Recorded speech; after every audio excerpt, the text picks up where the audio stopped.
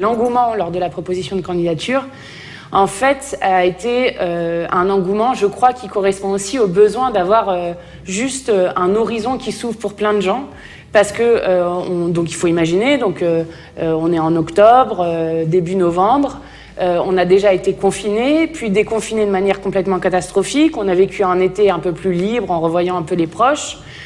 Et on arrive à la rentrée avec de nouveau confinement, reconfinement ou non-confinement, bon bref, couvre-feu, toutes ces questions qui se posent. On a l'impression de ne pas en sortir. On a une crise sociale qui déjà s'annonce majeure. On arrive à 1 million de pauvres en plus dans le pays. Et on est dans un moment où le Covid étouffe tout en fait. Et dans le sens aussi utilisé par le gouvernement, non seulement pour faire passer des réformes complètement abjectes, mais aussi utilisé pour dépolitiser la scène politique et l'ensemble de ce qu'on est en train de vivre, dans l'idée qu'il n'y aurait finalement qu'une seule chose à faire dans ce moment-là. Depuis 1 an, on subit les décisions d'un roi. On subit les décisions de Macron qui nous dit à quelle heure on doit rentrer chez nous, avec qui on peut être, à combien de personnes on peut être, où est-ce qu'on peut aller, et où finalement, une des choses qui est quand même maîtresse dans ce que nous on porte sur la question de la 6ème République et de la Constituante est en jeu.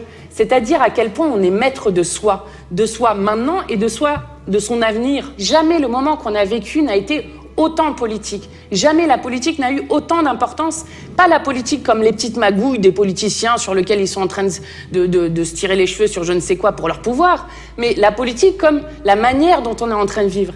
Et s'il y avait une chose quand même qui serait importante dans une période où on a l'impression d'être dans une impasse, qui est presque une impasse de civilisation, s'il y a une chose qui serait importante, c'est justement de pouvoir discuter tout cela et de ne pas être enfermé dans le dogme de non, on ne peut pas faire autrement, parce que c'est ce qu'on nous répète tout le temps, ne critiquez pas et surtout ne dites rien parce que nous sommes dans un moment de crise. Donc il y a un certain nombre de faits qui montrent un fiasco du gouvernement absolument terrible. Rappelez-vous toujours, et ça quand même j'insiste dessus, le premier conseil des ministres extraordinaire qui a été dédié au coronavirus est celui qui a décidé d'utiliser le 49.3 sur la question de la réforme des retraites. Donc leur priorité, c'était cela à ce moment-là, d'écraser le mouvement populaire incroyablement fort dans notre pays pour refuser cette réforme des retraites. Donc la question démocratique, elle est primordiale.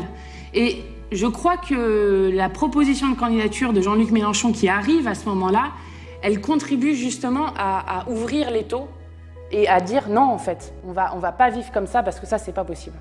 Dans cette présidentielle, une des choses les plus importantes, c'est d'avoir du temps pour convaincre. Donc là, ce que nous, on est en train de faire depuis maintenant tout un temps, c'est de rappeler tous les groupes d'action. Il y en a plusieurs milliers dans le pays, donc ça prend du temps. Là, notre but, c'est qu'on arrive à un maillage de territoire où il y ait le plus possible d'équipes de soutien qui soient créées. Et donc, Action Populaire, c'est ce réseau social qui permet de mettre les gens donc, en lien et en action, parce que là encore aussi, c'est l'action qui est valorisée et sur lequel vous allez trouver énormément d'informations. Ça passe par la carte des groupes, les événements qui vont y être, des informations de ce qui se passe, des articles, donc voilà, donc c'est une plateforme d'action, un réseau social qui est lancé et qui permet à chacune et à chacun de s'en saisir et selon ce qu'il ou elle a envie de faire, de pouvoir s'investir dans cette campagne. Et je le rappelle, tout le monde est bienvenu. Et parce qu'il faut toujours se rappeler que derrière un candidat, il y a un programme avant tout, ça on insiste beaucoup dessus. Et puis derrière un programme, il y a plein de gens, plein de gens, et ça c'est, je crois, notre force numéro 1. C'est plein de gens qui le portent tous les jours au quotidien, que ça soit dans des actions, dans leur interaction avec les gens, et que notre force, c'est le nombre en fait, et que ce que nous on a fait de plus fort, bon évidemment il y a les meetings de masse qu'on fait là et qu'on peut pas faire en ce moment, mais que j'espère on pourra faire.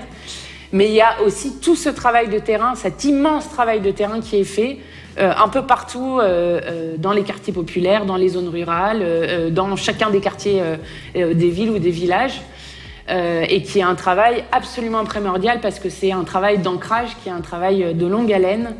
Et notre force, elle vient d'abord de ces femmes et ces hommes qui prennent du temps bénévolement à côté de leur travail, à côté de leur retraite, à côté de leurs enfants, de leurs petits-enfants. Et je crois que la richesse principale du mouvement et de la campagne qu'on fait, c'est justement ces femmes et ces hommes qui, tous les jours, contribuent à porter ces idées.